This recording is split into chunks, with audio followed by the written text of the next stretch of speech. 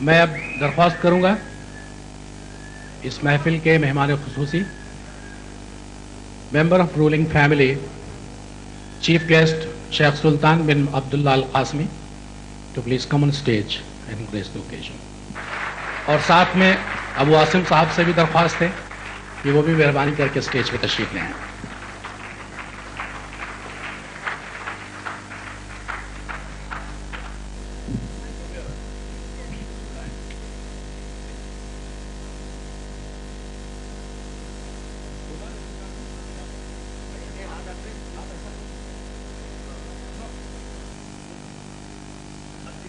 अब इससे पहले कि आगे ही कार्रवाई शुरू करूं, मैं तमाम शोहरा-ए-किराम से दरख्वास्त करूंगा कि वो मेहरबानी करके जो लोग नीचे बैठे हुए हैं वो स्टेज पर तशरीफ ले आएं। और इसके बाद दरख्वास्त है मेहमान खुसूसी मेंबर ऑफ पार्लियामेंट भारत मोहतरमा फूलन देवी से कि वो चंद अल्फाज कहने की जहमत गवारा करें। मिसेस फूलन देवी। हमारे नियाज अहमद एसोसिएशन की तरफ से जो भी हमारे भाई अब्बू हाशमी, हाजिम भाई, हमारे सभी साहिर भाई, सराना, जो भी हमारे भाई और बहनों, शुद्ध हिंदी आती है और हमें कोई भाषा आती नहीं है।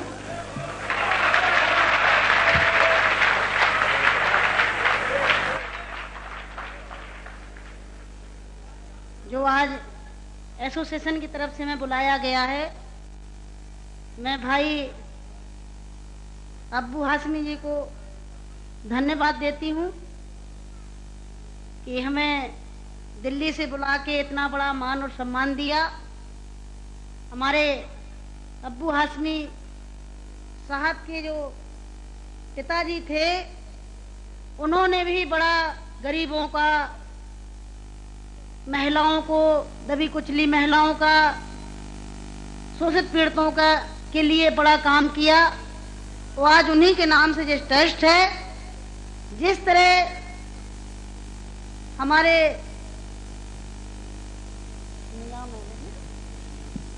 नियाज अहमद जी साहब जी जो दबे कुचलों की सेवा कर रहे थे, हमारे भाई अब्बू हाशमी जी ने जो उनके बेटे हैं, उन्होंने उन्हीं के नाम से एसोसिएशन जी ट्रस्ट बना के और उन्हीं के कदमों में चलने के लिए संकल्प लिया है।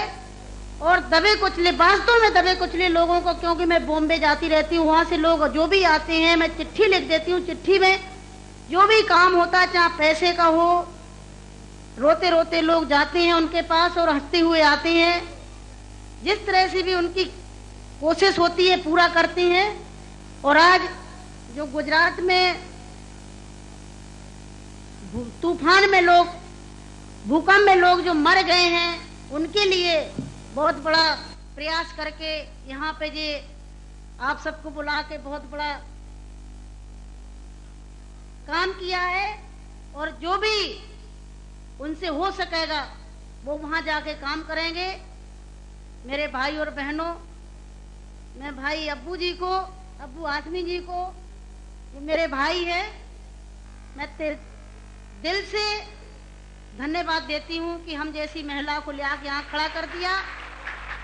और मेरे भाई और बहनों, मेरा भी एक इतिहास है, मैं और तो जान बताऊं ना।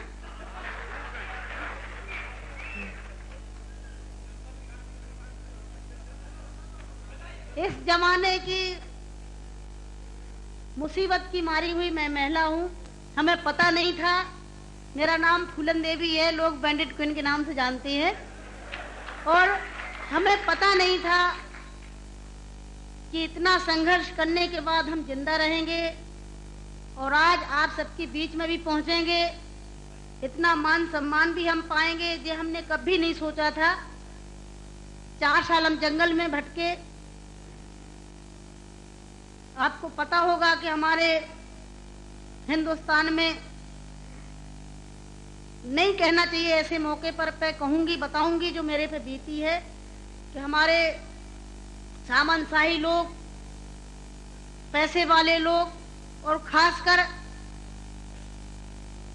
मैं जात का नाम लूंगी तो लोग कहेंगे दुबई में जाके जात पुकारी रहेगी।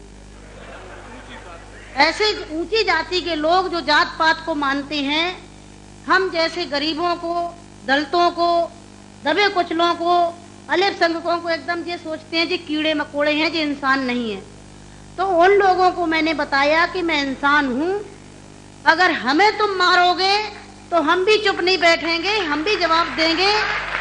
और इसलिए मैंने कई दफे सोचा कि मैं आत्महत्या कर लूं, मर जाऊं, पर मैंने सोचा कि मरती तो हजारों लड़कियां रोज हैं।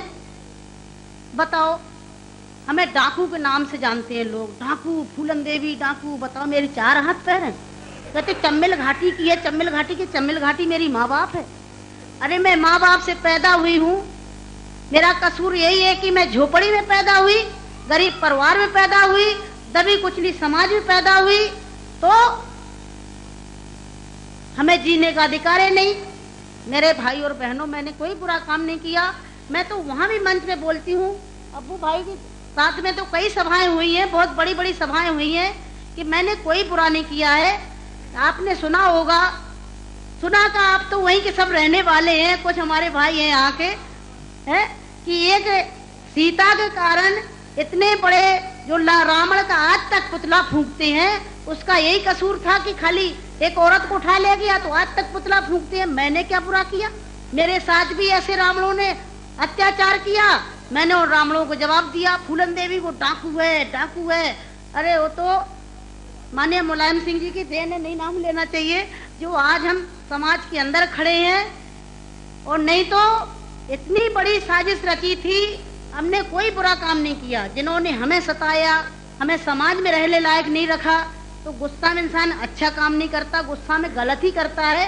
और जो कुछ भी हुआ अच्छा और बुरा सबक सिखाने के लिए कि हम जैसी बहन बेटियों के साथ अन्याय अत्याचार करोगे तो कोई भी महिला घर से बाहर निकल के और अपने अधिकारों की लड़ाई लड़ने के लिए मैदान में खड़ी हो जाएगी।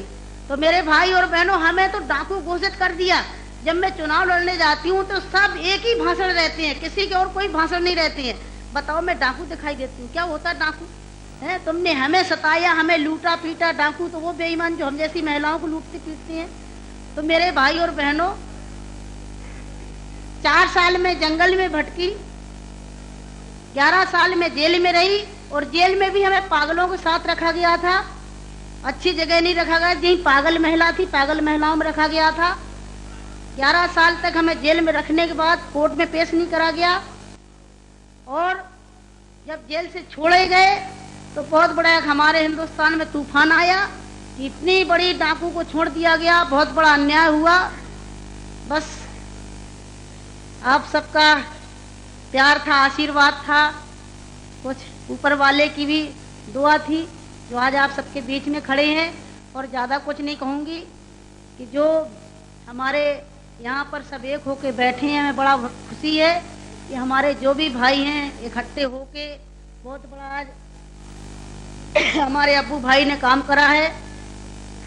और आप सबसे भी विनती करूंगी कि हमारे भाई अब्बू जी का पूरा सहयोग दें, साथ दें, जो और आगे बढ़ सकें और दलितों की, हम जैसी दुखी और गरीबों की, महिलाओं की सेवा कर सकें। आप सबकी जरूरत है कि आप सब सहयोग दें, जो हमारे अब्बू भाई आगे बढ़ सकें। तो मेरे भाई और बहनों, आप सबको मैं धन्यवाद देती हूँ, और भाई अब्बू जी को भी धन्यवाद देती हूँ कि यहाँ पर बुलाया, बहुत बड़ा सम्मान दिया।